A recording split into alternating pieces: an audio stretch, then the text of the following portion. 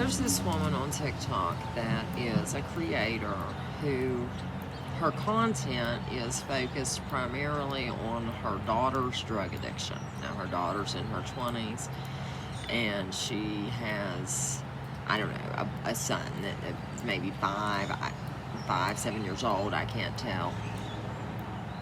But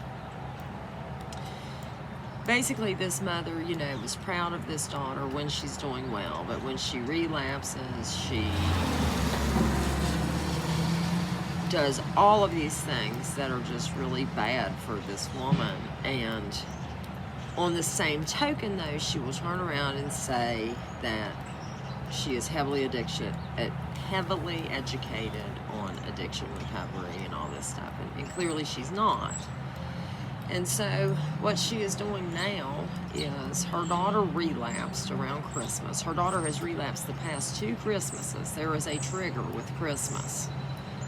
And her daughter tells her, I want you to keep my son or whatever. Like, she was clean half the year. She was doing medically assisted treatment on Suboxone or whatever. Somehow she ends up using again, etc.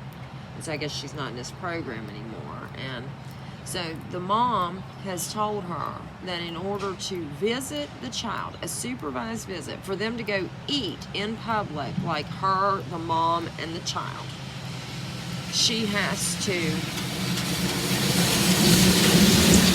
pee on a drug test and pass it to be able to have this meal. Well, that's essentially saying you have to get clean to have a supervised visit.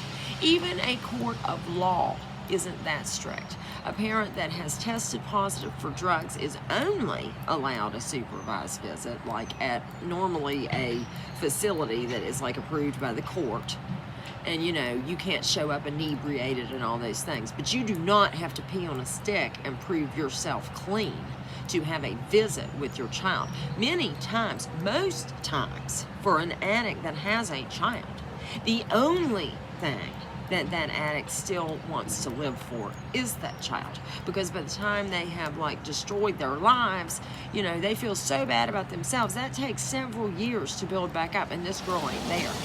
And this mom is clearly a narcissist. And I mean, it is just absolutely sickening. And then, so, you say something about, I'm a recovering addict and, blah, blah, blah. And I mean, this is stricter than the court would be. And she's like, well, it's my boundaries, and I told her, I said, you're going to learn the hard way. She may not live. And then, and then people are like, oh, so she should just have the kid around her when she's high. No, nobody's saying that.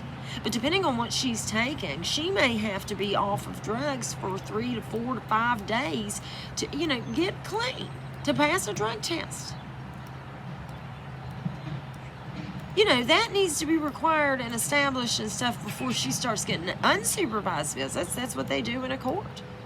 But to do a supervised visit, I mean, obviously if someone shows up to a supervised visit inebriated, they tell them you need to leave, stuff like that. This mom seems like one of those types, like if you are somebody that's in recovery and you've got somebody breathing down your neck, like, oh, well, are you using, are you blah, blah, blah, blah, like they can somehow prevent you from using, which is, I think, what this woman is likely doing. I mean, she just seems very much like my own mom. And you can't do that. I mean, you can't. I mean, you can drive someone to it. I mean, if you're going to continually accuse them of this, or you can't stay clean, or that, it's just hard to tell. It's hard to say what this woman actually says. I mean, because in public, it's pretty blatant that she's only proud of the daughter. I mean, she acts like she only even loves the daughter when she's not on drugs. And people are like, oh, well, so, the children should just have to bear the burden of their parents' addiction. I'm going to tell you something. As a child of 2 addict parents, the child is inevitably going to bear some of the burden of that addiction. Addiction makes the whole family sick. It is what it is, okay? It's not, However, Will the burden be worse for the woman to be dead and the child grow up without a mother totally, or to be inconvenienced by some supervised visits and even some fighting between mom and grandma, you know, for a few years or whatever? You know, we're not going to, when you have, you know, I mean, I'm sorry, but she's in active addiction. The kid is not going to escape total damage. But kids are resilient and all those things, and they need their mom. And I guarantee you that kid has more faith in his mom than grandma does. And, you know, seeing that kid is the motivation that the woman needs. I mean, even my ex-husband, okay, when I went to rehab or whatever, he insisted on filing a court order, blah, blah, blah. Well, because I had pissed dirty on a drug test, they took my parental rights and wouldn't let me see the kids like at all and all this stuff without supervised visits. And he knew that that would kill me. Like, he knew. And that very night when we had that proceeding, he called me and he said, do you want to come with me to the kids' soccer practice? And it's like, yeah, I guess. And, you know, because I hadn't seen him in a while. And, you know, he told me, he's like, look, I am not ever going to keep it to where you can't ever see your children. But you know, you can't see them when you're like, you know, you can't see them unsupervised, etc., blah, blah, blah. Like, he starts in all this stuff. But, I mean, he actually has been, you know, relatively supportive as far as all that goes.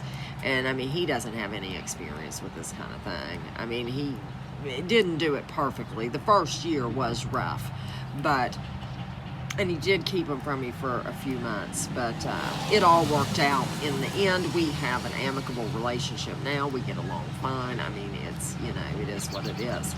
We've never actually gone back to court either. I mean, that was a temporary order. Likely it doesn't still stand, but whatever. I've got 7 years of clean drug screens. I should be able to get it back now, but I don't know. I feel so sorry for this girl because her mom's just digging her grave. And I'm not normally somebody to get on here and start talking about somebody else's life. I mean, especially somebody that I don't really know. I mean, but, you know, she shared all this stuff and I got cut off. I had to move inside. But what I was saying is I ordinarily would not talk about another person, especially somebody that I don't know. But she shared all this stuff, and I've just been in that girl's shoes, or, you know, very close. And I just feel so bad for that girl and the child. Because I know the child wants to see his mom, like, just to have a meal with his mom. And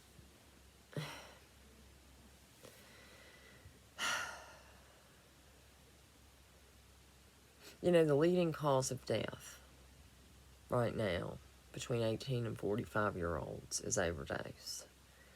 It's not something to play with. And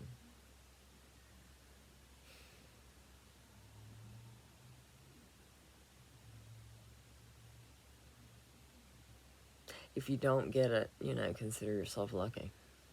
Have a good day.